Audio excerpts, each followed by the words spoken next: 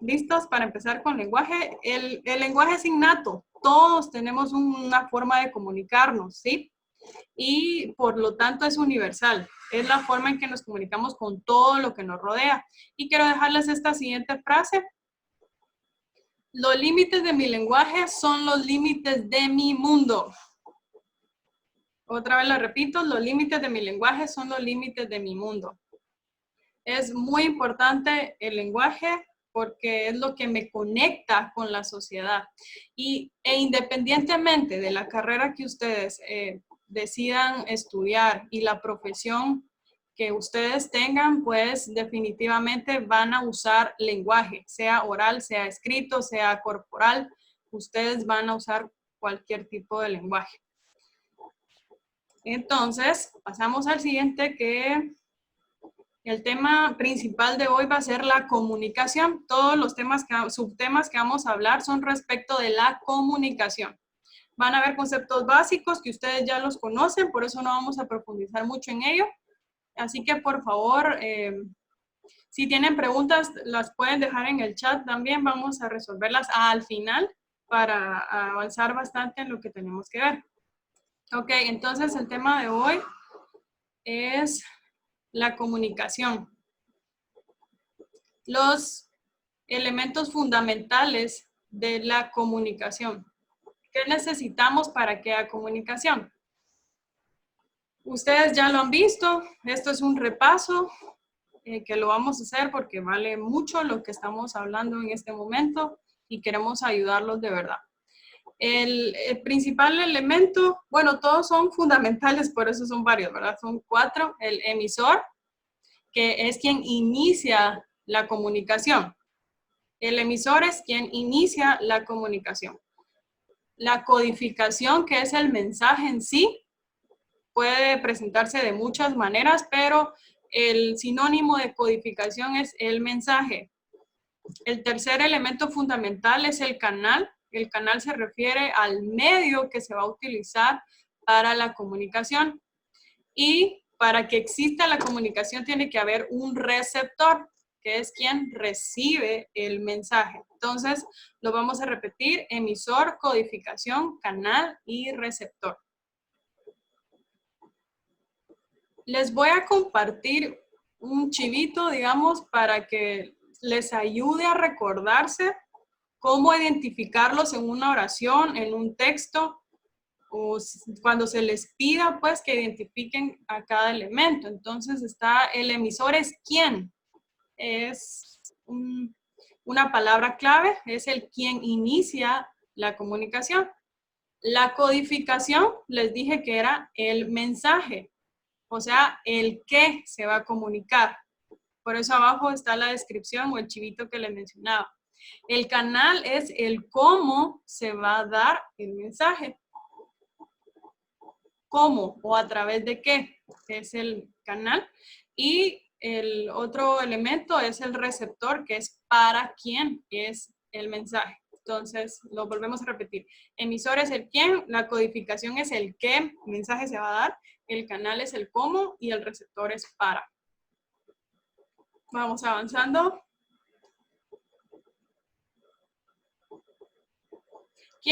Aquí sí quiero voluntarios, si pueden desmutear solo quien tenga la respuesta y de verdad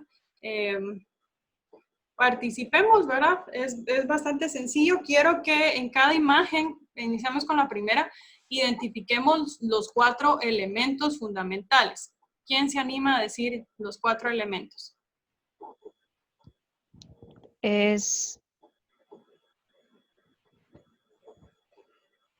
Muy bien, bien, bien. Ya sí había animado a alguien. Yo. Ok, dale, te escucho.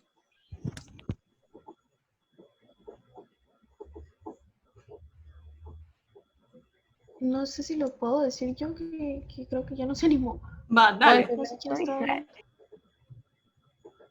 El emisor es quien está escribiendo la carta. Excelente.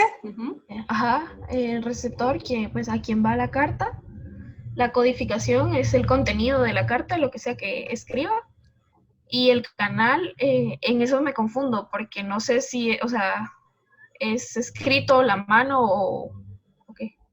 Es la carta en sí, el mensaje escrito. El medio es escrito. Excelente. Solo que porque son muchos no te puedo ubicar, disculpa. Entonces, ¿solo me decís tu nombre? Ok. Luisa Luisa. Cancinos. Buenísimo. Ahí vas. Entonces, el canal en este caso sí es la carta en sí, el mensaje escrito. O el papel, pues, ajá, más gráfico. ¿Quién se anima con la figura número 2? Rapidito. ¿Yo? Buenísimo. Dale.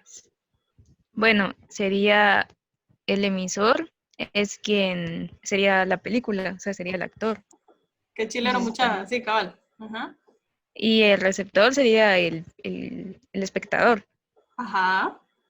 Va, el mensaje sería lo que los actores están diciendo. Ajá.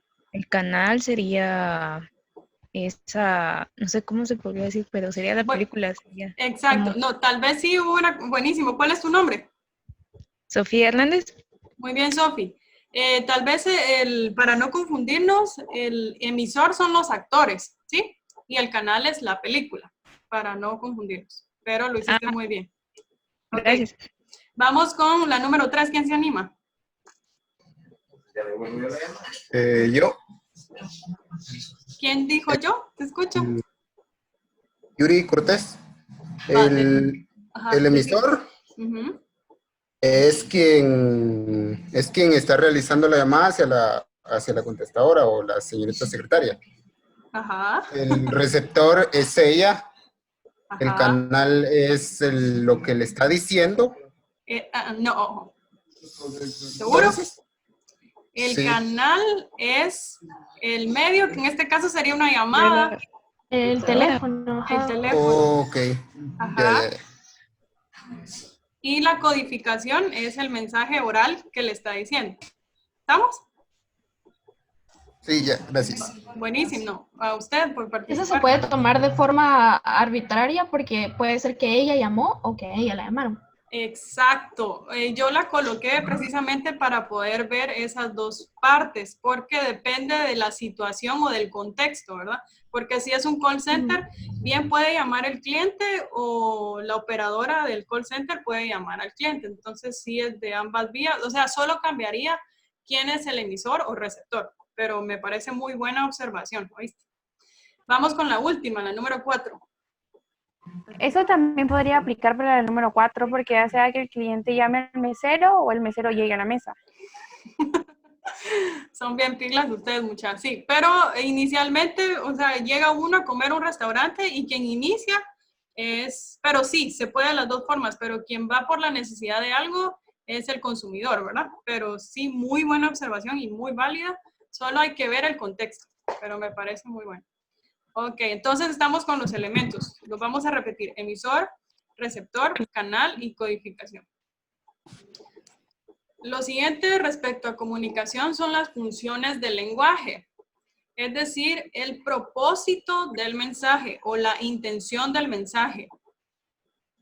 Van a estar combinados con los elementos que acabamos de ver. Son 6 funciones del lenguaje. Aquí tenemos las primeras 3, que es la referencial. Hoy sí, si pueden o mutear sus micrófonos, vamos a participar un poquito más adelante, pero por cualquier cosa mejor mantengámoslo muteado. Gracias. La referencial, que también es informativa. ¿Por qué? Usted tiene otro nombre conocido como representativa o informativa. Es tal vez todas son comunes, lo que pasa es de que nosotros no sabemos los nombres científicos, por decirles así, pero uno practica estas funciones del lenguaje todos los días. Entonces, la que informa de algo de manera objetiva o algo preciso, algo conciso. Y tiene centrado el elemento que vimos anteriormente, el elemento fundamental en este caso, en el lenguaje referencial, es el mensaje. Entonces, un ejemplo es como decirles, mañana es domingo. Eso es un mensaje informativo. Es bastante objetivo. Sí. La siguiente es la función emotiva, que también tiene otro nombre, que es expresiva o sintomática. Cualquiera de los 3, emotiva, expresiva o sintomática. Y en este caso, el elemento central es el emisor, porque de allí nace la información, porque el hablante o el emisor expresa sus sentimientos, emociones o estados de ánimo. Un ejemplo claro es: me siento triste, estoy aburrido, estoy emocionado. Son expresiones del lenguaje o funciones del lenguaje emotivo. Apunten siempre cuál es el elemento central de cada uno, porque es bastante importante. La siguiente función es apelativa o conativa. Cualquiera de los dos términos son válidos, apelativa o conativa. Esta tiene el objetivo de condicionar o alterar la conducta del receptor. Se manifiesta sobre todo en oraciones imperativas, exhortativas e interrogativas. En pocas palabras, es cuando se da una orden al receptor. Cuando el maestro les dice, contesten el examen, esa es una función del lenguaje apelativa o conativa. O cuando se nos pide que respondamos alguna pregunta, también es esta función apelativa. Son las primeras tres. Vamos con las siguientes tres. La metalingüística, otro tipo de función, se refiere al código mismo o el hablar del propio lenguaje, aclarar el mensaje.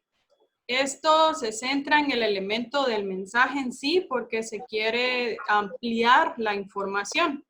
Un ejemplo claro es lo que estamos haciendo en este preciso momento. La función del lenguaje es metalingüística porque estamos ampliando o conociendo qué conlleva el tema del lenguaje, ¿no? Entonces, un claro ejemplo es lo que estamos haciendo precisamente ahorita. La siguiente función es la poética o estética, que esta tal vez no nos perdemos porque es todo el lenguaje figurado que conocemos. Si alguien lee novelas aquí, pues está bastante familiarizado con ello. Y se centra en el mensaje. No, si se dan cuenta, no en el emisor, porque no es tanto la emoción de quien está dando el mensaje, sino el mensaje, la belleza que tiene el mensaje. Porque se refiere a llamarla. Por favor, quienes tienen sus micrófonos y los pueden mutear. Quiere llamar la atención por el uso especial del código o las figuras estilísticas. Que esos temas los vamos a ver más adelante, pero para que sepan que una de las funciones también es poética o estética. Y la última, que es fática o relacional. Estas son respuestas cortas y lo que se centra el mensaje es en el elemento, que es el canal.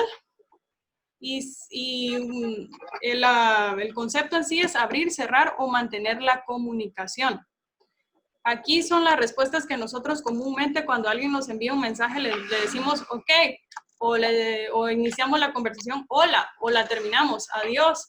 Son de relacional, por eso se llama relacional, porque es como ambas partes o ambos elementos de la comunicación están captando porque el canal funciona de buena manera. Entonces, para terminar esta primera parte, quiero pedir otra vez la colaboración de otros participantes. Hay algunos ejemplos y ustedes me van a decir qué tipo de función es. ¿Quién se anima a decirme? Son las 3 de la tarde. ¿Qué función del lenguaje es?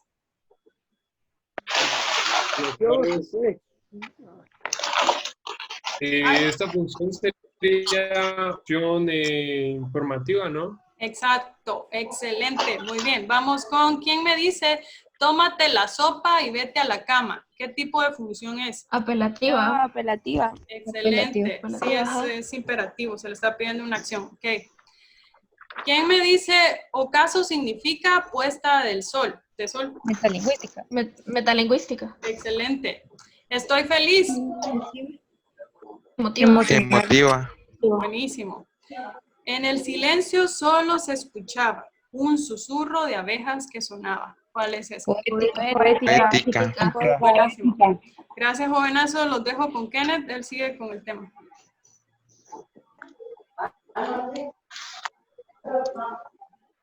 Bueno, ya vimos, ¿verdad?, la primera parte del tema esencial de este día, pero vamos a continuar porque ya estamos un poco corriditos de tiempo. Fíjense que, vamos a ver. Vamos a hablar acerca, no se vayan a asustar por la cantidad de presentaciones que dice. Ni por cuánto diga la presentación, de eso no se preocupen. Porque no, obviamente no les voy a decir todo lo que está acá, ¿verdad? Sino lo que me importa a mí es de que, por ejemplo, ustedes ahí le pueden ir tomando alguna captura o no sé, ¿verdad? Para que más adelante, quizás ustedes por la tarde, el día de mañana quieren leerlo, lo pueden hacer. El día de hoy yo les voy a hablar acerca del juicio, el razonamiento y la argumentación. Bueno, entonces vamos a iniciar con el juicio. Esto es algo muy importante. Debemos de aprender a diferenciar cuál es el juicio, qué es el razonamiento y qué es una argumentación. Pues déjenme decirles que el juicio es, acá dice, de que el juicio es la segunda operación de nuestra mente. ¿Qué quiere decir? Que el juicio es algo que se nos da de una manera natural, de una forma rápida, ¿verdad? Con el simple hecho de que nosotros miremos algo, se nos va a venir un juicio, por ejemplo, ¿será de que se me ve bien el azul? ¿Será que se me ve bien el rojo, verdad? Cuando nos estamos cambiando o algo así. Ahí entramos a lo que es un juicio. Acá les traigo un ejemplo que dice, todos los gatos son mamíferos. Vamos a ver, alguien que me diga, ¿consideran que este es un juicio o es un razonamiento? Es un juicio. ¿Un razonamiento? Pues ¿Sería un razonamiento? No es un razonamiento, porque al momento... Es un juicio porque afirma algo cierto. Exactamente. El juicio va a negar o afirmar algo exactamente tal y como está en la oración. En cambio, en el razonamiento vamos a llegar en un momento en el que tenemos que ponernos a pensar, a investigar más a fondo para poderle dar respuesta a ello. Ahora, las partes de un juicio, que son el sujeto, el predicado y la cópula. Bueno, el sujeto, como todos sabemos, ¿verdad? Es parte de la oración. El sujeto es de quién vamos a afirmar o de quién vamos a negar algo. El predicado es aquello que decimos para agregar la afirmación o negar. Entonces, esas son dos partes importantes. Pero la parte principal del juicio es la cúpula, porque es el verbo que une o desune. Es decir, yo vengo y les digo, color azul. El color azul, el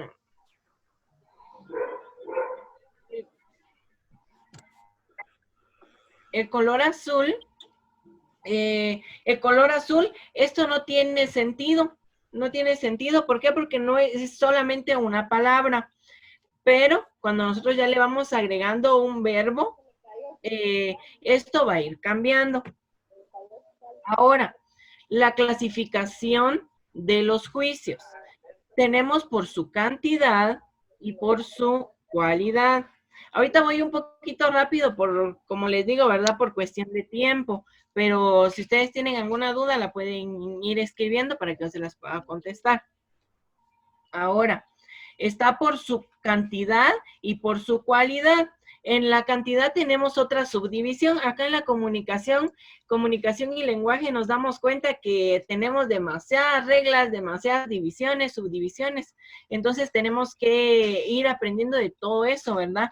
Entonces, dentro de la de cantidad encontramos la subdivisión de universales y particulares. Vamos a ver, tengo ahí a Amanda.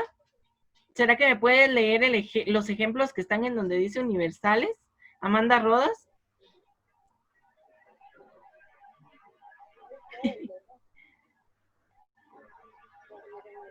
Sí, dígame. ¿Será que puede leer ahí donde dice los ejemplos de universales?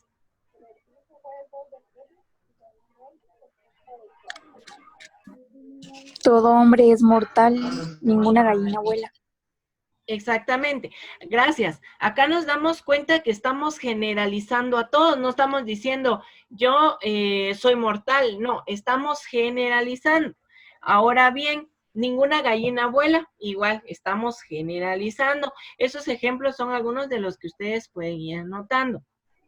Luego, los particulares, dice que afirman o niegan en parte conjunto, es decir que ahí sí ya voy a decir, algún alumno es responsable, porque no estoy seguro si todos los de la sección son responsables, o solo uno o dos son responsables.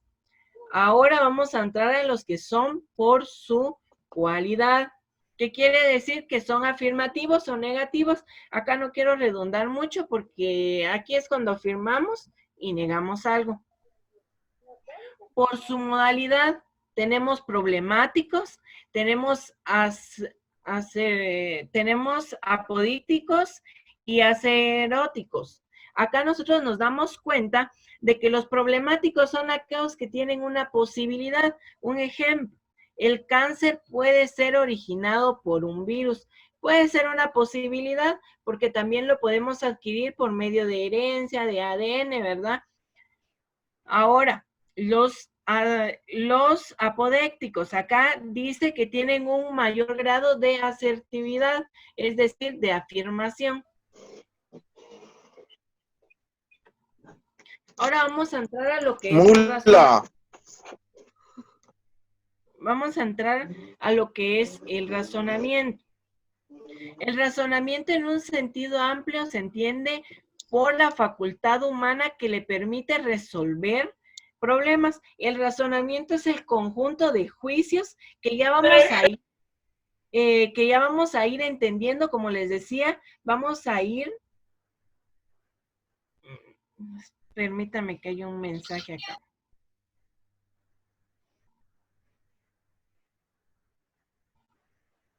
Me preguntan cuál era la segunda, vamos a ver. La segunda son en los juicios, son los asertóricos. Quiere decir que es cuando es real, pero es subjetivo a la vez. Entonces, vamos a poner el ejemplo de 100 años de soledad, es mejor libro que he leído. Es decir, que acá vamos a agregar los sentimientos, vamos a agregar lo que nosotros sentimos al leer o en ciertas situaciones. Otra dice, la pena de muerte es un castigo justo. Quiere decir que nosotros ya estamos involucrando nuestros sentimientos en ese juicio. No sé si ahí quedamos claros. Ahora, como les decía, regreso al razonamiento. En el razonamiento acá nos vamos a dar cuenta que es la unión de todos los juicios. Estos que les estoy pasando acá son conceptos que podemos ir haciéndonos más a la idea. Acá dice que un razonamiento puede ser válido o tampoco puede, o no válido, porque no tiene un soporte de investigación que lo pueda afirmar o lo pueda negar. Ahora, los elementos para un razonamiento. Esto sí quiero hacer énfasis en esto, porque esto es lo que les va a ayudar a ustedes a identificar que si es un juicio o es un razonamiento. En la imagen de abajo podemos encontrar que dice una premisa mayor, una premisa menor y una conclusión o una conclusión, que lo podríamos llamar así. La premisa mayor da algo general de lo que estamos hablando. En este caso dice la justicia es un acto de maldad. Eso es algo general, porque injusticias hay un montón, hay demasiadas. Entonces, ahí damos un concepto general. Ahora, la difamación es una injusticia. Quiere decir que ahí vamos a especificar que la difamación es de lo que nosotros vamos a hablar. Y luego viene la conclusión, es la conclusión de lo que nosotros vamos a llegar después de haber analizado ese razonamiento. Por eso dice ahí en el ejemplo, luego la difamación es un acto malo, porque nosotros ya nuestra mente ya lo procesó y dijo, bueno, la difamación es mala. Entonces unimos la premisa mayor, la premisa menor para poder concluir.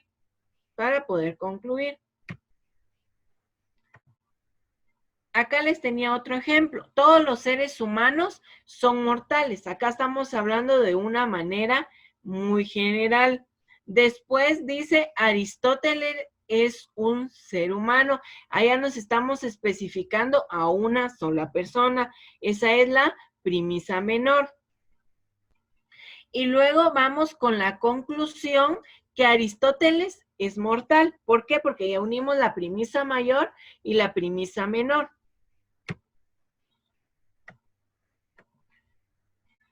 Acá ya no divide, como les decía, mire, dice, ten cuidado con las abejas, podrían picarte. Acá este era un ejercicio que yo tenía para poder realizar con ustedes. Quería realizar con ustedes para que nosotros dividiéramos cuál era la premisa mayor, la premisa menor y nuestra conclusión. Pero la premisa sobreentendida que dice acá es de que las abejas pican, es decir, esto es lo que vamos a abordar en general. Lo específico es de que te podría picar a ti o a la persona a la que se esté dirigiendo el mensaje. Y en conclusión, es de que tengamos cuidado con las abejas. Eso es lo que nosotros tenemos que aprender a diferenciar. Premisa mayor, premisa menor y nuestra conclusión. Ahora vamos a entrar con la argumentación. Permítame que tengo una pregunta acá.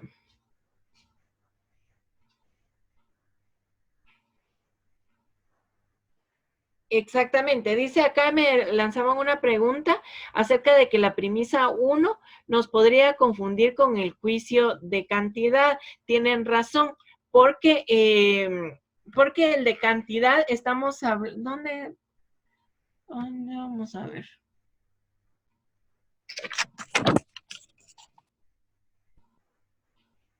Acá, porque en el de cantidad nosotros vamos a especificar, en los juicios vamos a especificar una cantidad. Por eso les decía de que nosotros debemos de entender la diferencia de que en el razonamiento es cuando ya tenemos 3 elementos a razonar. En cambio, en el juicio solo es una oración conectada por un verbo o un predicado. En cambio, en el razonamiento son más elementos a razonar. Ahora, la argumentación. Fíjense que en la argumentación hay bastante que decir. Este es un texto muy lógico, muy formal. A los que vayan a entrar a la Facultad de Derecho, acá nos vamos a dar cuenta de que... Aquí me hacen una pregunta, ¿la argumentación puede ser negativa? Claro que sí, la argumentación puede ser negativa, solo que a eso le vamos a llamar una argumentación de refutación. Quiere decir de que en esa argumentación nosotros vamos a negar lo que en el razonamiento se nos está dando. Por eso puede ser negativa y puede ser positiva.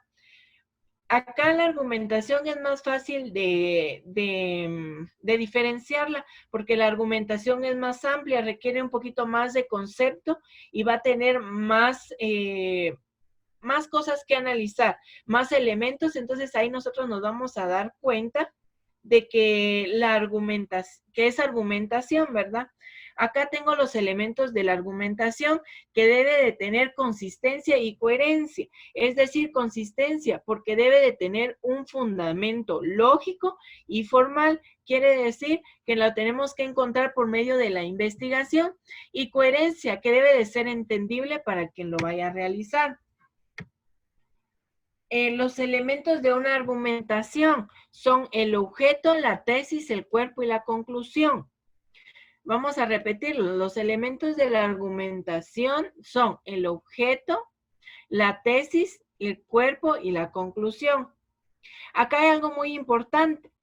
En la argumentación podemos caer a otra parte que más adelante la vamos a ver, que se llama una falacia. Quiere decir que una falacia no tiene fundamento, sino que podemos involucrar los sentimientos. Entonces no tiene un fundamento que podemos encontrar en libros durante investigación, sino que ahí vamos a caer a estas falacias que comúnmente las conocemos como casacas, ¿verdad? Que son palabras que para convencer a otras personas. Ese es el punto clave de una argumentación, poder persuadir al emisor.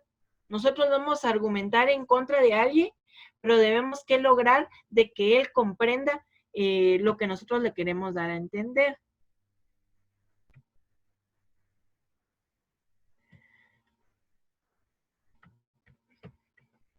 Bueno, entonces acá vamos a dejar lo que es el razonamiento, no sé si el razonamiento, el juicio y la argumentación, no sé